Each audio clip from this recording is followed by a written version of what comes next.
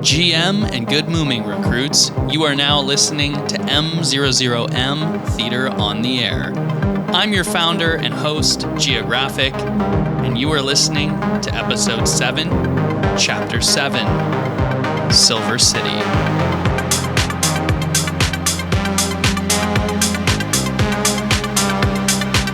Episode 7, Chapter 7, Silver City. Chapter 7, Silver City. From what she could tell, the outskirts of town where they were presently stationed was a dust bowl.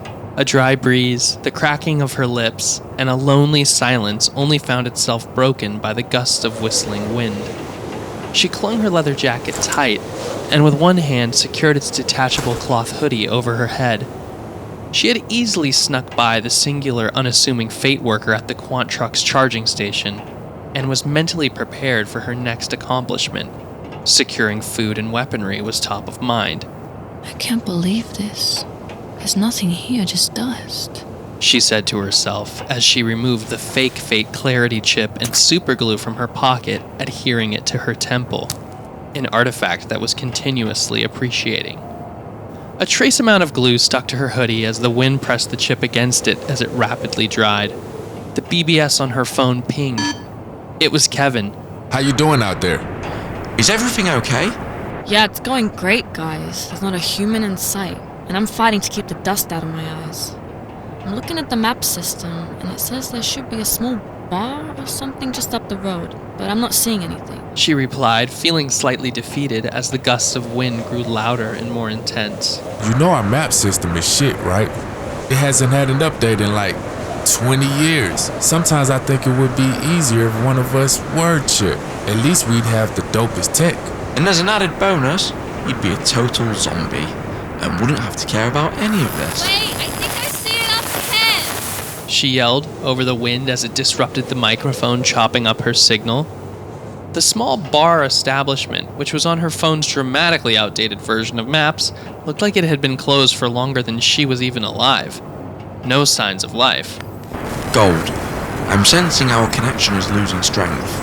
We're lacking line of sight due to the weather conditions.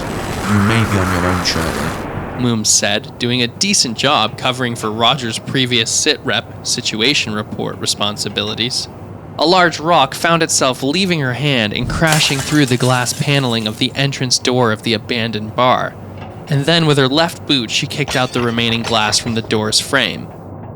The sun was slightly low in the sky, but there was still plenty of daylight to hopefully illuminate the inside of the abandoned structure. She crouched, entered, and began exploring.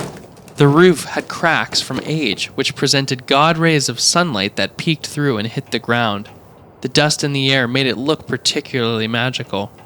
For Goldstar, this place was unlike anything she had ever seen before, and upon walking around a few dimly lit corners, she was met with an area that looked like it was once some type of performance stage. The roof in this part of the building was the most damaged, so visibility was the strongest. A red theater cloth, matted in dust, was hung from the ceiling. She hopped up on the stage and ran her hands through the aged textile. A hint of golden embroidery on the fabric caught her eye as she did. She wiped the dust off, uncovering what it said. She let out a dusty cough. Buckhorn Saloon and Opera House? Established 1860? The thought of being somewhere that old with that much history made even the tiniest hairs raise up from her skin, sending a chill straight down her spine. Fate had done a scarily impressive job removing and altering as many elements representing pre-One World history as possible, and for the most part, in major cities that she was used to, like Los Angeles, older places representing the previous culture had been removed. She turned around and addressed any potential ghosts that may have been lingering in the audience and did a graceful pirouette. Thank you.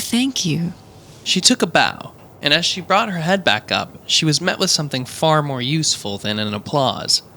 A small dirt bike with a side satchel equipped with a hatchet and a gasoline rotopack was ominously sitting in the corner near the theater entrance. She immediately snapped a photo and uploaded it to the BBS in a private chat between her, Kev, and Moom. With just enough service to squeeze out an upload, quote-unquote LFG was the caption she wrote, and hit enter and immediately hopped on the bike, reconsulting her outdated map. Okay, Mr. Map. 1 win for me not being a zombie today. Let's go for 2. Looks like the city center is, 8 miles away.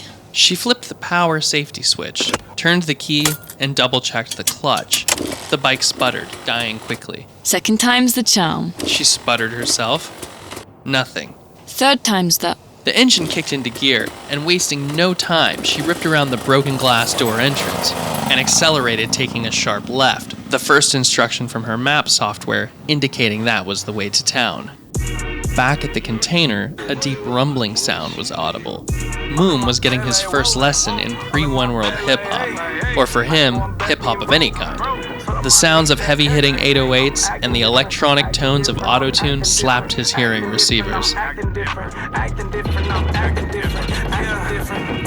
This sounds interesting. I haven't heard anything like this before. This that before One World shit. One of the legends from when I was a kid. Vega Genesis. Him, Junior, and Young Satoshi used to drop straight fire. The bass from the music lightly shook the container, causing the metal to move back and forth ever so slightly, emitting tiny vibrations across the entire quant truck, in the way that only good bass can. Bruh, we may need to turn it down just a bit. The walls are rattling. Someone outside may hear us. Bro, when was the last time the smoke detectors were checked? 00. As mission commander, your official directive is to just chill. But you're not really mission commander though, my G. And technically, I don't work for either of you. That's true. I agree. But how many more chill moments are we gonna have on this crazy ass mission? This might be the last one. You gotta learn to enjoy yourself when and where appropriate.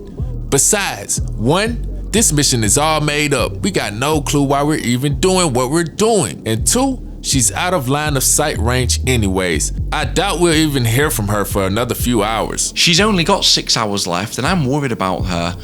And my God, that smoke smells just like when a Scarlaxian dies on my homeworld.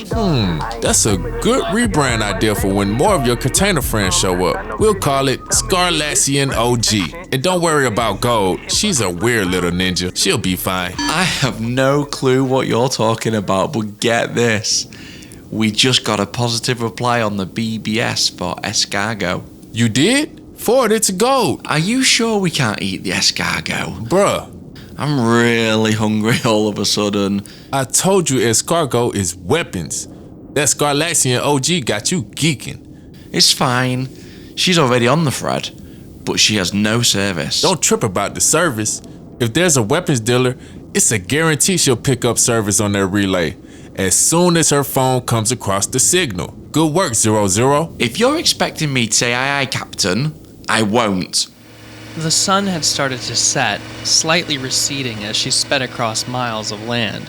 She could finally see indicators of life and signs of people in the distance. From the POV of her helmet, spaced out by about a quarter mile each, singular brightly colored beams of yellow, blue, and red pushed through the dust-filled sky, shooting upwards towards outer space. She squinted, trying to make out the details while still paying attention to the unpaved roads as she bumped along. At the base of the light emission source, she was able to make out the tops of buildings and concluded that each light represented a different Clarity casino. A large holographic overhang welcomed her to the town. It read Silver City in sparkly 3D text, and just past it was an extremely old quantum floating tram system, transporting chipped patrons from wherever the hell they were coming from to their Clarity casino of choice. Identifying a station entry point, she cut the power to her bike, sliding to a careful stop, parking it fully exposed on its own. She watched from a distance as the chipped casino goers walked past the tram entrance platform and boarded. She didn't see any scanners checking for chips. It looked like the tram system was free. The outdated holotech sign above the station platform projected Golf Park Station. I guess I can just use it. she thought as she nudged herself in line behind a few chip heads as they stepped onto a walk-assist escalator platform in a single-file line. One of the things about chipped humans is they never appear to be in a rush and usually lack any and all sense of urgency. That was because they weren't in a rush. They were just the equivalent of programs executing a predetermined function. A function in which time was not of the essence. Nothing was of the essence, because everything they did in life didn't truly matter. Their actions and thoughts were hardly even their own, and the small hits of adrenaline that they would get from winning or losing here was all a scam.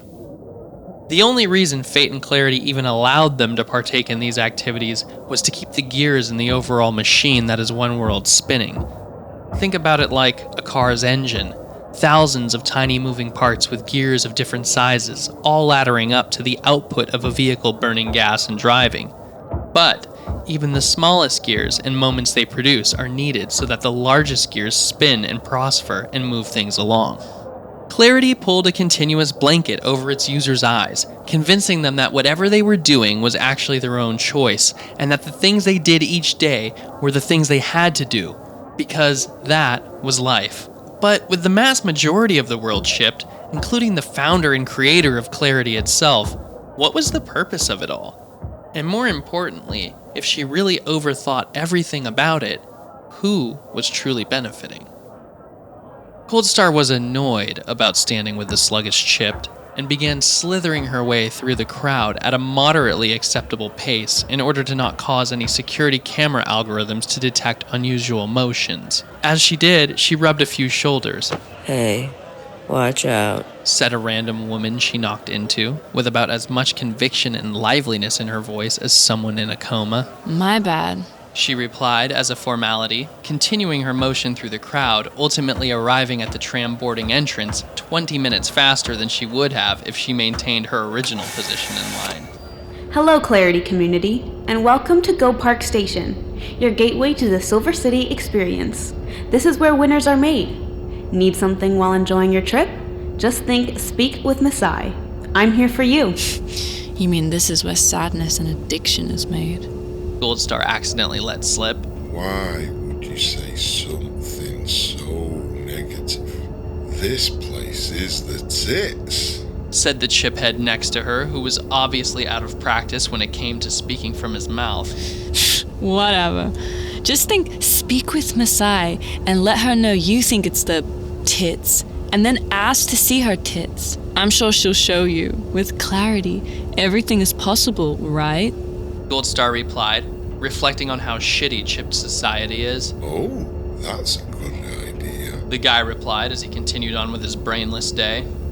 The casino tram coasted along the dusty airborne pathway. You are now arriving at the Dreamview Dolphin Casino and Resort. The doors opened, and the majority of chipheads slowly walked out. Please mind the gap. Please mind the gap. The MACEI transmission urged over the speaker system. The next stop is Ever Saloon, Lucky Ranch. But she missed that detail as her phone was hit with a ping on the BBS. The phone had connected to a local network operated by other chip resistors and had regained service. She opened the message as the tram continued. It read, Escargot available at Status World, inside of Supper Club. Send Doc's selfie for entry. We'll find you. She noticed that Roger, aka Moom, liked the post. She followed the instructions, took a discreet selfie, and replied back, affirmative. You are now arriving at Status World, Silver City's most luxurious high roller experience. Thanks, you evil AI bitch. Don't mind if I do. And now to find Supper Club.